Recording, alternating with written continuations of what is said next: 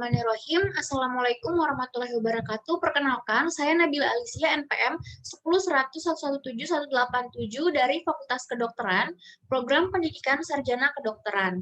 Di sini saya akan memaparkan hasil dari artikel yang telah saya buat dengan judul Scoping Review Pengaruh Hipertensi Terhadap Penyakit Jantung Koroner. Nah, baik, pertama-tama di sini saya akan menjelaskan dulu dari pendahuluannya, yaitu dari latar belakang, di mana penyakit jantung koroner atau PJK merupakan salah satu penyakit kardiovaskuler yang paling umum terjadi.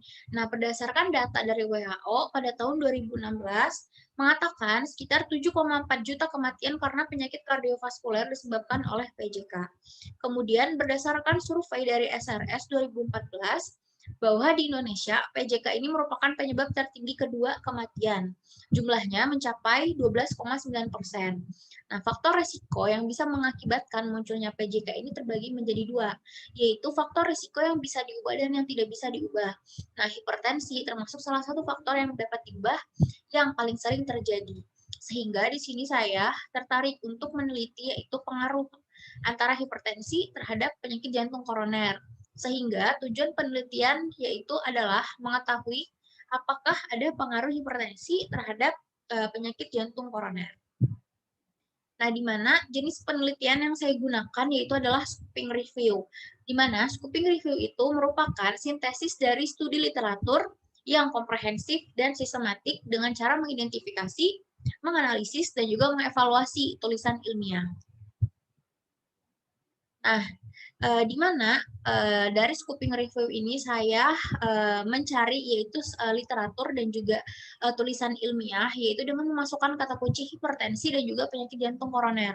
Nah, yaitu dari database EBSCO, PubMed, Garuda, dan juga Neliti, sehingga hasil jurnal keseluruhan yang saya dapat yaitu adalah 7.450 jurnal.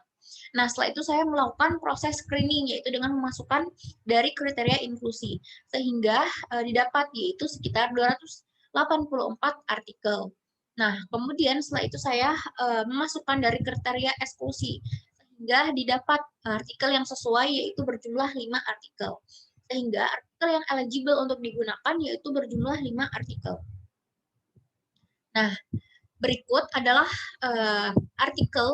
kelima artikel yang sesuai dengan penelitian yang saya teliti.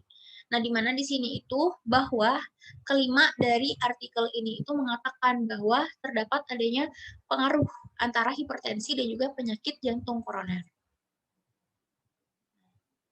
Di sini saya langsung ke pembahasan, di mana 5 artikel menyatakan adanya pengaruh hipertensi terhadap PJK, di mana pada penelitian yang dilakukan oleh Pak Pahandun Eds DKK 2017 dan juga Vika Minata pada tahun 2017 menyatakan bahwa ada hubungan yang bermakna antara hipertensi dan PJK, serta variabel yang paling berhubungan dan juga yang paling dominan terhadap kejadian PJK itu adalah hipertensi.